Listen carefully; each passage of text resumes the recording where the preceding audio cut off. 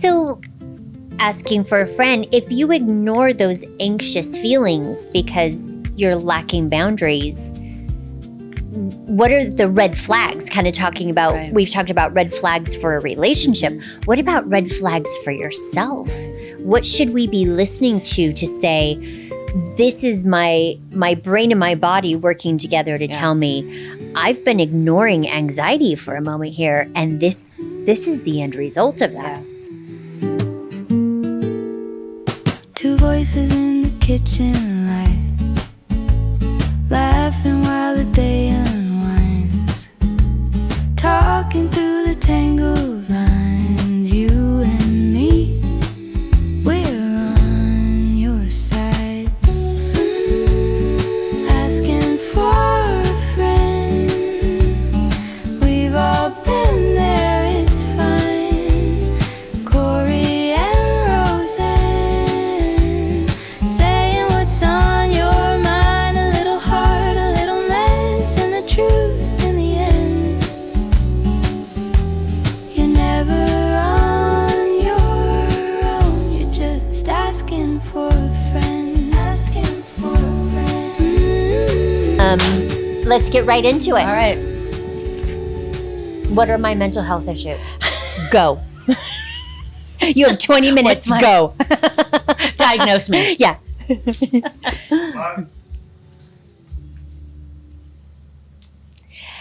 Check. Hey, you left us with getting into mental health issues. Yeah. So we're going to dive right into that because Yeah. I have a feeling you'll need more than 20-ish minutes just to diagnose me. So, Oh, girl, I've already diagnosed okay, you. No, I'm yes. just kidding. Her entire notebook is full of comments for me. No. People often will say that they'll, if I go out, and they learn I'm a therapist. I don't like that question because I don't like to lie. But Right. the moment that I say I'm a therapist, I'm like, it's open season. Yeah. And I hear everything, and I'm empathetic. So I'm sitting there with a stranger, knowing, all about their With your milk getting warm Yeah. in your cart. Exactly. But I don't typically. People will be like, "Are you analyzing me?" I'm Right. like, no, Yeah. unless you're a psychiatrist friend that I work Yeah. with, and when he gets that question, he's like, "Unless you're sitting on the couch in front of me paying me, Yeah. I I don't do this for I'm free, just- people. Yeah. But Yeah. I love it. I love talking about mental health issues. Mental illness is something that there's so much stigma around it. I think that people talking about it more helps to normalize it, for sure. It's one of those things that is so misunderstood because we can't necessarily see it. Say like a physical Yeah. medical ailment. It's not a broken bone. No, It's it's not not a broken bleeding. bone. Yeah. But yet it can be as painful and damaging as the worst wound that you can get. Yeah, that doesn't heal It if doesn't you heal. just ignore it or you Exactly. pick at it in the wrong way Right. or yeah. Or it remains invisible to other people because they don't know it's there, and it gets. I always tell people it's kind of like if this was a wound that was on the outside of your body and someone came at it, what would you do? You'd protect it, right? Yeah. And so mental health issues, if you've got a wound, if you've got a childhood wound, if you have a trauma or something like that, we just kind of white knuckle it through. And it's not good. Yeah. We need to protect it.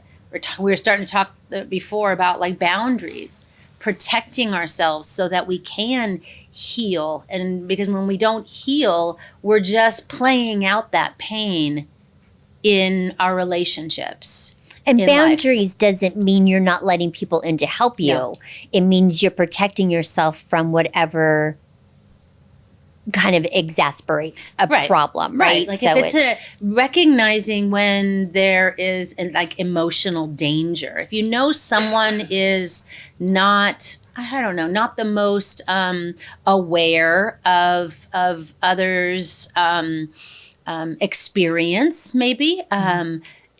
You don't want to get too close to them because they're emotionally somewhat dangerous. Right. And so we learn we should learn how to distinguish what is safe for us, what is not. I was I use a lot of analogies, but I use the analogy of like our lives are built on a foundation, and just like a foundation of a building. And there are times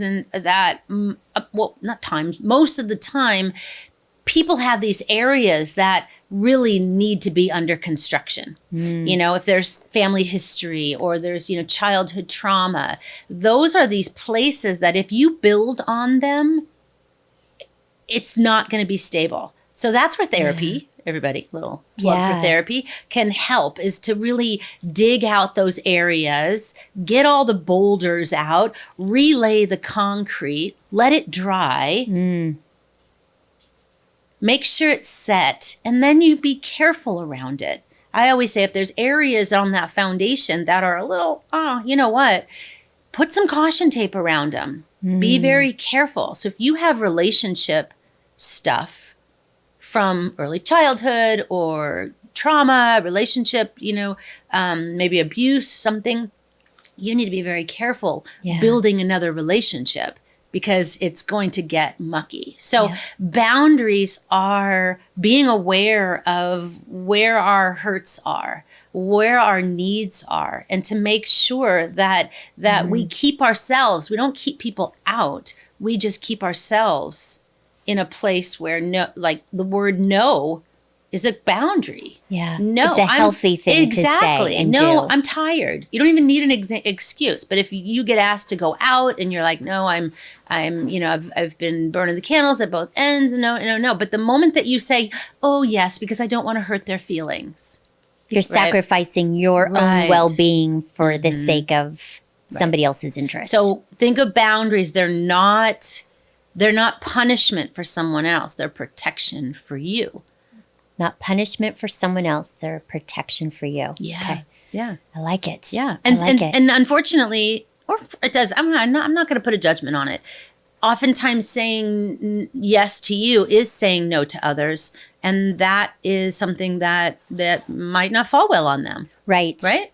Oh, absolutely. So- yeah, I've come across that in my life. But I need a day that I don't have plans. Yeah. That's about every 3 weeks. Yeah. I need one of my weekend days to be sorry folks, no bras getting on because I ain't leaving the house. Like that's just the way it's going to be. That's a boundary. But I need that. I need that time. And I know that about myself, that I need time where I'm not on a schedule.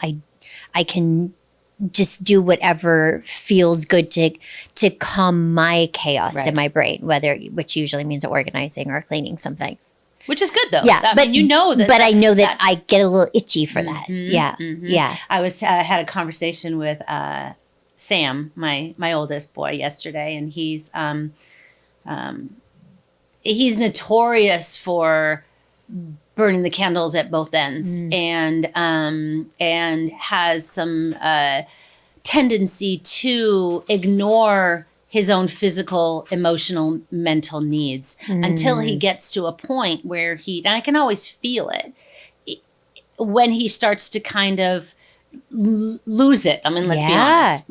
And he's carrying a load he's away at school. And so he's managing all of these different things, working, taking care of himself. And when he doesn't have those boundaries up, and I told him yesterday, I said, look around your space. What does it look like? He's like, it's a mess. When he was a kid, I used to go in his room when he would get like this and I would clean it. And he would come home and you could just see the calmness, right? So that is something that, me as a parent, I know that for myself. You know that. Yeah. And so I taught him. So go clean your room. You start there. You make sure you clean your space. Make sure that you're eating and you're sleeping. And those are those very important boundaries that are just our basic needs. Because when we don't have them. And so let's just say, we're having a really hard time, and our inner voice, that intuition that we were talking about, is like, take care of me, take care of me, take care of me. But there's literally no space to do that. It will start to turn into something worse and bigger and less controllable, i.e. anxiety. Okay. Right? I was wondering if that's what you were going to say. But you felt it, yeah, right? Yeah. I felt anxious for Sam thinking Right. about that. Yeah. Oh, yeah. Yeah. Mhm. Because we've all been there. Right. We've all pushed ourselves too far, given too much of ourselves, and, being a good friend and a good son and a good parent. Partied too much. Maybe a little bit of that, and rightfully so. At that age, it doesn't hurt as much the next day when you're young. No, it doesn't. But we've all done that, Yeah. and it comes from a good place, but it ends up putting us in a bad place because there's no boundaries around it. Right. There's no expectations set. Right. Well, yes, I'll go, Sam. I'll go with my friends, but I got to be home by the reasonable hour of 2 a.m. Yes. instead of 3 a.m. Exactly. whatever that might be. So And doesn't mean you a can't, 9 a.m. class. right? It doesn't mean you can't give of Right. yourself. But maybe it means it's a little bit less of giving of yourself so that you can Right. give a little bit back to yourself. And you can see how we all have that experience of when we were young, right? When we would boundaries. Yeah. There were no. We just were there. We had FOMO is not just something that has been come up in this last few years. We've always done that. And as kids, young people, it's really hard to choose ourselves. And those are the times where we start to ignore that inner voice, that intuition that is not, it's not intense, it's not loud, it's just that feeling. And the more that life gives us, the more stress, and stress is not bad, it's just stuff. Could be bad, stress, but it's just expectations, it is responsibilities, it's just more and more people in our life. And as that gets bigger and louder around us, it's hard to hear that inner voice, which is our intuition, which is our light, which is our true self, which is the part of us that we misplace. Yeah. So asking for a friend, if you ignore those anxious feelings because you're lacking boundaries, what are the red flags? Kind of talking about, Right. we've talked about red flags for a relationship. What about red flags for yourself? Right. What should we be listening to say, this is my brain and my body working together to tell me I've been ignoring anxiety for a moment here, and this is the end result of that. Yeah. So I think of kind of, there's like a clinical diagnosis of anxiety, and that could be anything. I mean, there's so many different, but let's just talk about what's called generalized anxiety disorder. It's just kind of an overall, I'm anxious about everything. And it can be something from annoying to debilitating, really. And so it can look like just being restless. It could look like just not having a lot of energy to do things, the rumination of thoughts, the fear of what's to happen. We can have changes in our sleep.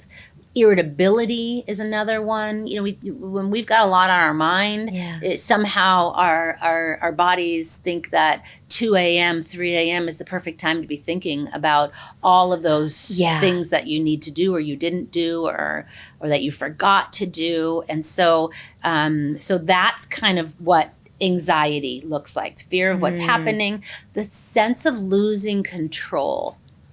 And so imagine, we have these moments where it's a typical kind of experience, but imagine having this all the time, every day. And I work with people all the time that have this level of anxiety that is debilitating at times. Yeah. Right? And if the more that we dig into it, people will come to me and they say, I'm having panic attacks and I don't know where they're coming from. And I look at them and I'm saying, it's because you're not paying attention. There is you pay attention when it's an 8, 9, or 10 out of a scale of 1 to 10. But what you're missing is the 1 through 7. And so that's the goal of the 1 is where the I see. This is kind of like my theory. The 1 is the little nudge from the inner self, the true self that says, girl, you are not doing what you're supposed to be doing. You are somewhere where you shouldn't be.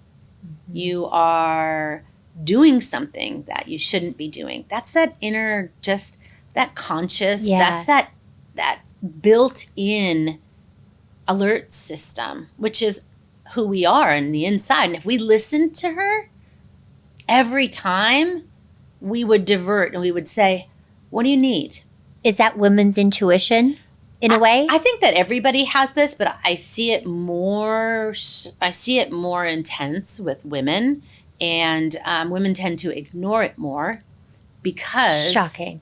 We tend to, that's just part, like I said before, is this kind of this learned DNA where it's like, at some level, it's like, you're not that important.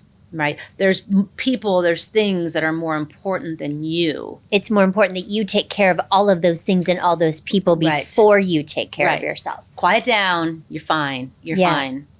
And then the next thing happens. Yeah. But I'm not fine. And I think that in the most kind of natural way, anxiety should be something that alerts us that, like I said, that we're not in the right place. We think about fight or flight or freeze. Right? Yeah. We think of like when in a healthy way, anxiety we walk into a dark alley. Don't do this, right? Yeah. Don't try this at home. Yeah. Or we go to our parked car. You get lost. You would get lost, somewhere. Right? Instantly, it's like, well, kids today don't know what that means. When you have to get out of your car and grab your Thomas Brothers from the trunk. I was telling Tommy that before. I'm like, did we drive around with a big book? We sure did. What a weird we sure did. That's so weird. Anyway, sorry. But yes, but getting lost, that gives me that immediate anxiety of, what did I just do? How do I find my way back to where I'm going? And it's a safety, right? And so you instantly are like, okay, look around. Neutralize, look at the threat. Do I need to fight? Do I need to put my keys between, and we don't carry keys anymore either. Yeah. Right? Do we need to find something, or do we need to get the out of there? Or do we, are we frozen? Yeah. And so when we continue to ignore that over and over and over again, it's anxiety becomes our body's reaction to overload. And so everything then becomes this.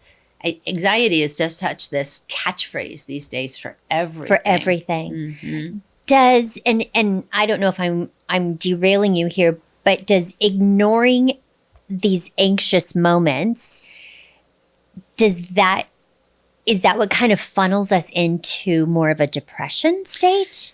I'm glad you brought that up, because I was like, how am I going to bring in the depression part? Because anxiety and depression oftentimes get, they kind of are, it's called, they coexist. Potato.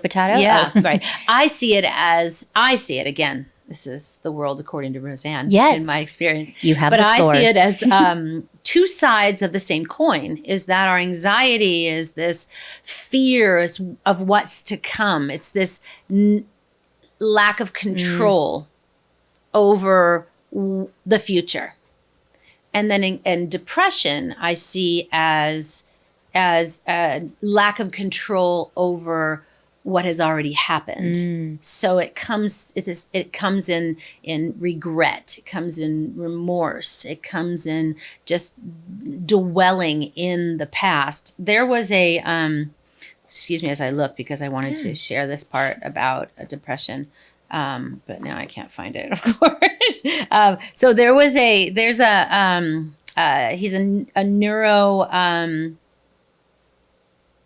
where he is a neuroscience, neurosurgeon for cancer patients, and his name is Dr. John Dial. And he had said, he's an author too, he said that peace comes from meaning, and that fear comes from regret. And it is this idea of, where are we going to put our focus, right? If we're focusing on all the regrets, all of the things that happened in the past, that's a very depressing feeling. We don't have any control. We can't go back. Right? I'll oftentimes tell people, and I don't mean to be disrespectful, but that worry that you have of what's coming, that fear, that wondering, or the past, those don't exist anymore. Neither of them exist. And the only place that you have control is right here and right now. Sorry. So that idea, two sides of the same coin, but the edge of the coin, that's the place. That's the sweet spot. That's the center. Mm-hmm. That's the present moment. That's where we have control. Yeah. Right? And you can even thinking about it, it's like you thinking about all of the things that I have no control over. We ruminate. Right. When I see them, I'm going to say this. They're going to say this. This is all what's going to those happen. great conversations in the shower, in the car by yourself. Yeah. Right. Which can become out of control. Or the same thing with our past. And when we live too far in that past, all of these things, we know we have no control. We think we have got control over the future, but we really don't. No, you can plan. Sure. But but it makes not perfect. What happens is that the way we have control over that is right here, right now. What am I going to do? Mm-hmm. Right here and right now. Yeah. Would you say that edge of the coin is also, you talk about, what was it, peace? There's peace and meaning. Yeah. So that's finding yourself again. Yes. You have your boundaries. You have your identity. You have this independence. You're communicating. I think that's a really, really big one. You're learning to manage your stress, your anxiety, your depression. Would you call that being content? Yeah, I don't think there's this idea of being like happy. Yeah. I see it as but like things are going as well as they can be in that moment. It's a lack of a problem. Yeah. So yes, content. So being in the moment, Peace. being content with what that moment is. But if we reside too much in the past or in the future, that's when that it's the unknown, it's that which doesn't exist anymore, that we just start to kind of lose it a little bit. We lose our handle on reality a little bit. And that's why I said it could be mental health issues can be something from an annoyance to just a complete break from reality. Yeah. And it's something that just like our physical, we have to be careful with it. Right. Because this is it. This is the one you get. Mm-hmm. Yeah. So, we talk too about like just the kind of the symptoms of and to be looking out for. But you guys, if depression is something that you struggle with, that heaviness, that depressed mood, the anhedonia is you're not excited about anything. Things that you used to enjoy, you just don't anymore. Kind of apathy almost. Apathy, yeah, absolutely. Slowing down. Things are heavy. Feeling worthless or guilt. You can imagine worthlessness and guilt. That's all related to the past. Yeah. Right? What's happened? I'm not worth it. Dangerous combination. It absolutely is. And number one, if there's any suicidal thoughts, even if it's just ideas, thoughts of not wanting to be here anymore, it can go from there to a plan. And that's something that take it very, very seriously because you got to get in to see someone. You got to reach out. Yeah. Somebody that will be there for you. So hopefully this is something where it's like, the things that we talk about in this podcast are to open up the communication to explore these things so that it doesn't get to that point. Yeah. Yeah. Well, thank you for doing that for me and for everyone else. Yeah. We appreciate It's it. a lot. I mean, that really is just the tip of the Just the iceberg. tip We'll of keep it. getting into it. Okay. Yeah, we will, no doubt. We need it. Thanks, Rose. Good stuff. Yeah. Got a question on your mind, little tangled, hard to find. Pull up a chair, let's unwind. We'll talk it out together. We're just asking for a friend. Corey and Rosanne again. Laugh it off, learn as we go, turning I don't know into ooh. Now I get it in the end. Yeah, we're asking for a friend. Big dreams, everyday mess, tiny wins, heavy stress. Pour it out, you'll feel less alone in all this weather. We're just asking for a friend.